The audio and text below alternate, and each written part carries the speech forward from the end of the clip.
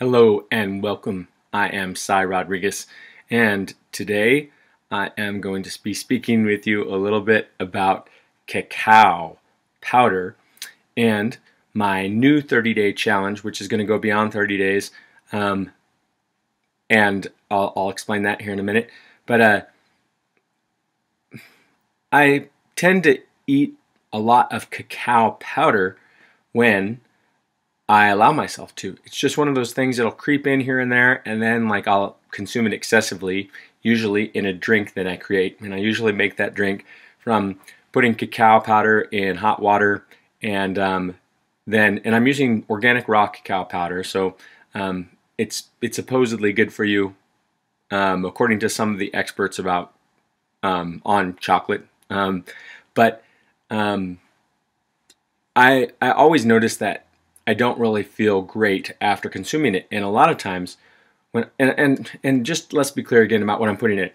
I'm mixing it with water, soy milk, which just includes organic soybeans and filtered water. That's the kind of soy milk I'm drinking, and then some sucanat, which is organic in the case of me drinking it, just dehydrated cane juice, organic, and that's it. And so when I've been consuming this, it is kind of like an addiction for me, and it's something that is pretty normal for me to become addicted to substances because I don't know, I guess it's just in me. I'm really focused in on how I feel, and I'm noticing I feel really good right now, and I'm attributing mostly to the fact that I got extra sleep today. I did kind of a little mini experiment on myself, getting some extra sleep, just seeing how long it would take me till I actually felt like getting up as opposed to just getting up.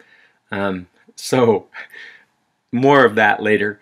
Focusing back in on the cacao, there have been findings by Mike Adams of Natural News recently that revealed high levels of cadmium in cacao powder specifically.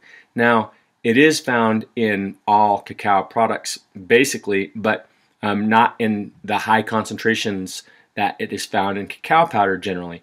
And that is 1 part per million is kind of the average, which might not seem like a lot, but it's considered high by standards of how much cadmium you should allow into your body. And really there's no use for cadmium in your body that is known, and it is toxic. And that's not the reason why I'm not going to have chocolate for 30 days, and I'm not just limiting myself to not having. I'm not just not having cacao powder. I'm not having any kind of chocolate until I come back from Hungary, and then I might not have it then either. And I've done things like this where I give something up for a while, and then I just don't have it anymore. Kind of happened that way becoming vegan this time, although I had been vegan in the past, switched to vegetarian, did a month experiment of no milk, and hey, 10 months later, I'm still not consuming anything that comes from an animal.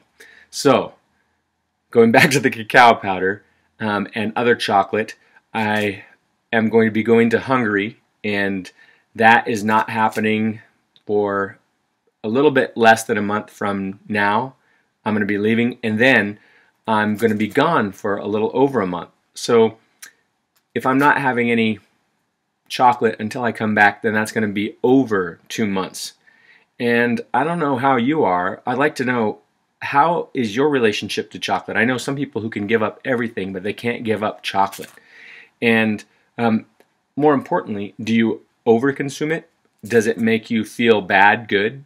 Obviously, there are some resultant effects of having chocolate that are that good feeling, like the love feeling they call it, or the coming from the love chemical, which is in chocolate.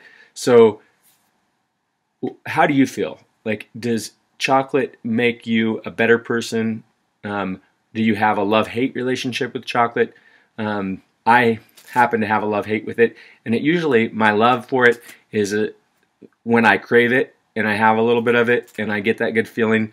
But if I have a little bit of it, usually it's not a big deal. But if I consume any amount or any significant amount, even a quart of this chocolate drink that I make, then by about the first few sips of it, I'm hating it. And it wasn't always that way, but it's become that way. So let's just talk a little bit, though, about why cadmium is not good for you. And I'm going to read directly off of the Natural News website here. Cadmium is persistent in cacao and coffee products. So if you're consuming coffee too, you're getting even more cadmium if you're consuming coffee and cacao together. So, but there's no nutritive benefit to cadmium.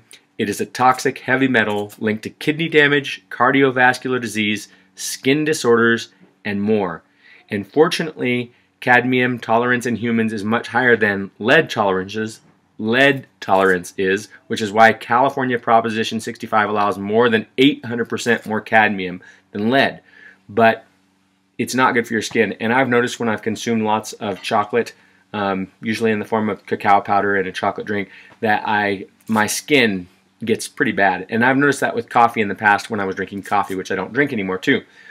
So I just decided there were some brands mentioned of the products containing high levels of cadmium that were tested by Mike Adams. And I checked the cacao powder that I was using, which is this one right here, which you can purchase at Whole Foods. And guess what? This is one of the ones that was high in cadmium. Although almost every cacao powder that was tested was pretty high, and there was not too many that were found that were under 1 part per million concentration levels of cadmium. Now, that's nativas. I'm sorry, nativas. Please forgive me for saying nativas because it's not nativas. It's navitas. And I don't want to confuse those two and give a bad rap to a different company. But it's important to know Navitas is one of the ones that's very high. But the very highest one, the one that was had the highest concentration, was Kiva brand cacao powder, which was 2.4 parts per million, over double what was found in the average. Now, I'm just looking at this right here. This is cacao nibs by Ultimate Superfoods, and I have sold their nibs before. I've also sold their cacao powder. I'll no longer be selling any cacao powder at all, period. Not organic or otherwise.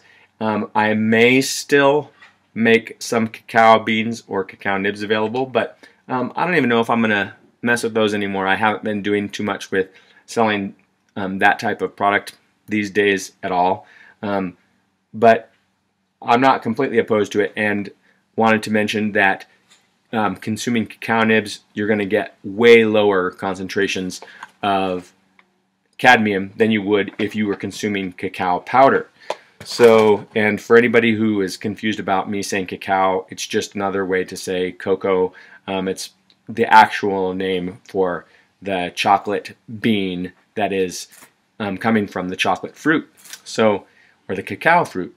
So that is a little bit about chocolate, why it probably isn't good for you to consume anything on any considerable level that has cacao powder in it, which is most chocolates that are not even in the form of cacao powder. Just if you go buy a chocolate at the store of any kind, a lot of them are made with chocolate powder or cacao powder. So I'm not going to be consuming it for at least 2 months.